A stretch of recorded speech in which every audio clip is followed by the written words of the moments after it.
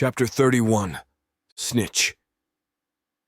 Sitting along the wall of their new headquarters, Blankenship worked hard at giving his rifle a good deep cleaning.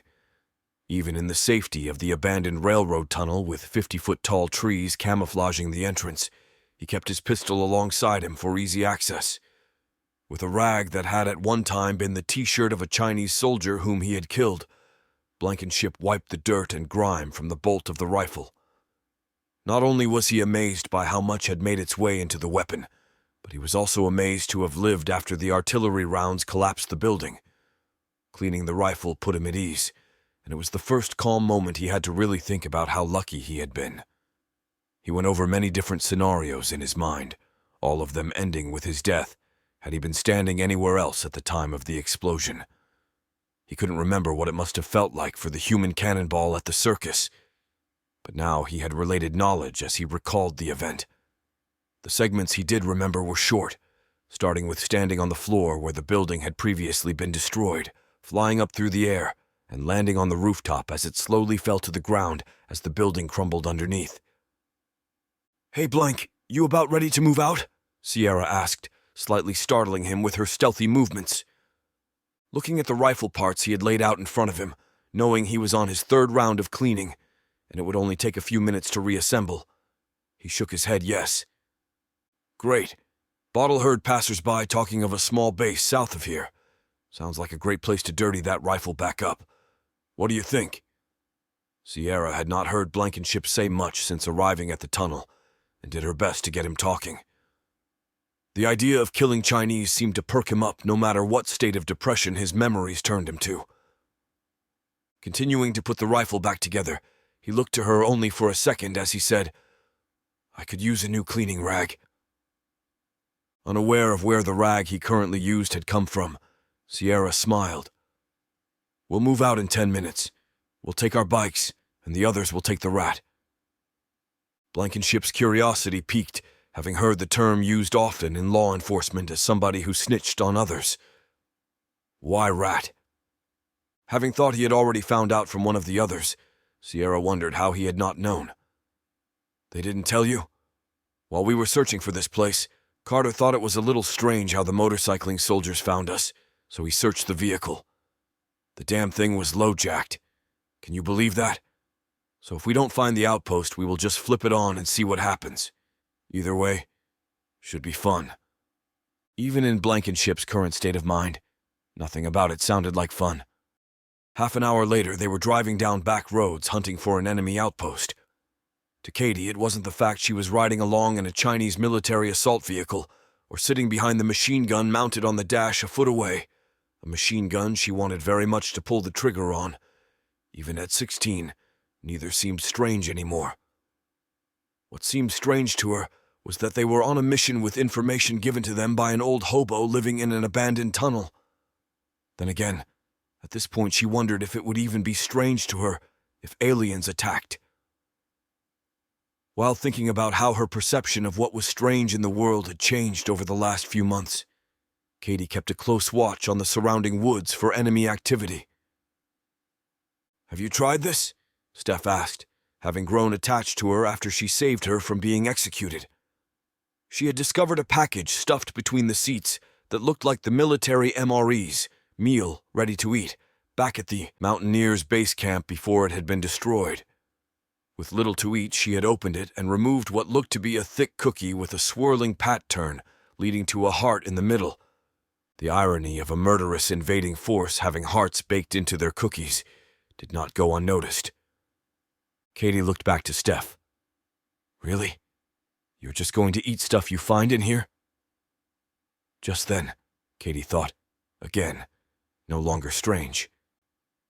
"What does it taste like?" she asked. Looking at the inside, confused, Steph began. "Well, I thought it was a cookie, but with the raisins, nuts, and some strange thing inside it, I'm moving to scone. Doesn't matter, though, because it's good." She then broke off a piece to give Katie. Excited about not only trying the food, but also having something in her stomach other than water, Katie reached back. Everything slowed the instant Katie felt Carter hit a bump, and Steph's hand with the scone bounced up, striking the roll bar and causing her hand to release the scone. Watching it vanish in the dust kicked up by the rat, Katie suddenly felt her stomach twist in a knot. The entire experience just caused her to become hungrier than she had been. Lashing out, Katie balled her fingers up into a fist and struck Carter in the shoulder. "Hey, what the hell was that for?" he asked, grabbing the sore spot with his left hand. Knowing he had not done it on purpose, Katie sat back in her seat and continued scanning the area, as her stomach growled louder now after being teased with food. Each of them began doubting the usefulness of the hobo intelligence as time passed, and they drove farther from their new base camp.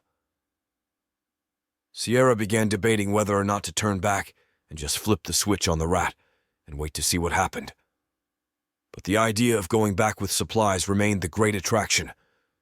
Each mile traveled without any signs made it much more difficult to pursue. She knew Blankenship, riding alongside her, would be happy staying out here searching for the Chinese, but the time neared when the decision would have to be made. After a few more miles, Sierra spotted a farmhouse off the road in the woods and decided they needed more information. Pulling down the rocky driveway, Sierra gave the motorcycle just enough gas to keep it upright so as not to seem so threatening to anyone who may be inside. The closer she got to the house, the stronger the smell of something dead drifted to her nose. Pulling up by the steps of the porch with the others close behind, Sierra understood what they were going to find inside, because of not only the increased strength of the odor, but also the enormous amount of bullet holes scattered all over the outside of the house. Looking down to the ground, she picked up one of the steel casings from the spent ammunition lying on the ground. It was not difficult to conclude that somebody had knocked on the wrong country house door. Whether it was the Chinese or the UN troops, I think you all know what we're going to find inside. Search the area for whatever we can use and meet back here in 15 minutes.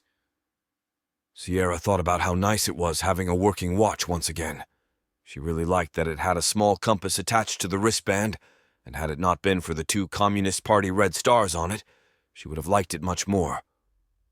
The search of the property turned up very little that was useful, since it appeared everything had been picked over many times prior to their arrival. Like with many homes, if something could be eaten or drunk, it already had been, by the thousands that had fled the cities because of not only the Chinese invasion, but also the loss of electricity. "The 15 minutes up yet?" Steph asked, dry heaving from the smell of decaying flesh coming from the house after throwing up the little food she had in her stomach. "Soon. Take a walk back toward the road. We will pick you up on the way out," Sierra suggested during a pause in Steph's heaving. It was advice she was happy to follow, keeping watch and listening for the others. Sierra studied a map of Missouri. The now-deceased owners of the house had kept in an old camper that most likely stopped running years before the EMP. Once again, Sierra found herself thankful for the years Robert forced her to learn skills she never thought she would use. She remembered telling him, "I'll just use my phone to find out where I am." Now she found it ironic that he had replied, "What if an electromagnetic pulse takes it all away or your battery dies?" Laughing on the inside, Sierra thought, did he know? "What you got there, Si?" James asked in an attempt to give Sierra a nickname like she had him. Without taking her eyes off the map, Sierra responded, "Bad, Timmy," and said nothing more. Sierra focused on a road that traveled parallel to the one they were just on, and thought it time to move on with Plan B. "Carter!" Sierra called out. From an upstairs window he replied, "There isn't shit in this place." Looking up, Sierra asked, "How long will it take to reactivate the tracker?" "Just a minute. You want to do that here?" Looking around, Sierra couldn't see any use in searching the property any longer. "No. Gather everyone up and let's head back. We'll find a good spot first. According to this map, there should be a creek a few miles from here on an adjoining road that will do." With Carter ducking back into the window, Sierra folded up the map and placed it in the saddlebags from Big Boy that she had modified for the motorcycle. It did not take Carter long to inform everyone of the new plan. Before Sierra had finished taking a drink from her canteen, they were ready to move out. Quickly, she told everyone of her plan, and then they were once again driving down the road after picking up Steph at the end of the driveway. Sierra found that she was becoming very comfortable on the motorcycle and enjoying having the speed. but it still would never replace Big Boy. Just a few miles from the bridge, Sierra brought her motorcycle to a stop and looked over to Carter as he rolled up behind her. Seeing that he was making eye contact, she then gave him a thumbs up, signaling him it was time to reconnect the rat's tracker. Carter then twisted to the rear and reached to the floor behind the passenger seat, and after a few minutes, he turned back with a thumbs up in return. They were now broadcasting, and Sierra looked to Blankenship and nodded before throttling up her motorcycle. Sierra began calculating just how far the bridge was and hoped there didn't happen to be any enemy forces in the area.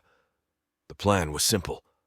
Make the Chinese think they had been traveling and stop to rest at the bridge, but instead of resting, they would be lying in wait. Leading the others with Blankenship riding alongside, Sierra started getting the feeling in her gut she knew all too well over the last few months. For the first time, she decided it was time to listen, and she started by slowing down her motorcycle. Seeing an open area surrounded by cover in the woods, she pulled off the road and drove over and led everyone into a large circle facing back to the road. "Carter, turn off the rat's tracker," she said, after all of them had followed her lead with shutting down their motors. "That was fast. You see something?" Blankenship remarked, looking out between the trees. "Not yet, but we do need to do some scouting on foot," Sierra replied, not wanting to say the real reason for stopping the mission. Robert had told her many times that he always listened to his gut, and that was what she had decided to do moving forward. Dismounting her motorcycle, she signaled for Blankenship to follow her and the others to remain. The two made their way through the forest in the same direction they had been traveling on the road. Blankenship followed close, curious as to what had caused Sierra to stop the mission. They were on for a walk through the woods. After a few more minutes, he began seeing a structure through the trees. The closer they got, the more he wanted to know how the hell she knew it would be here, but not so much that he was going to ask. The closer they came to the end of the forest, the more of the facility they could make out. Keeping concealed, they watched as supplies were moved from cargo containers onto very large trucks. After a few minutes, Sierra signaled to Blankenship to begin heading back, and she followed closely behind. Neither one spoke a word until they were a safe distance away, in fear of being heard by a roaming patrol that might not have been seen. With a mile or so between them and the Chinese supply area, Sierra stopped. "Hey, Blank." She waited for him to turn and face her. Once he had focused on her, she continued, "We're taking those trucks. Stay back and find a good spot to provide cover as we ride in. I'll have Timmy ride your motorcycle in so we don't have to go back for it." Feeling she was through speaking, he started his return to the supply area with a slight smile on his face, one that Sierra could only assume was because he was about to get his first kill of the day.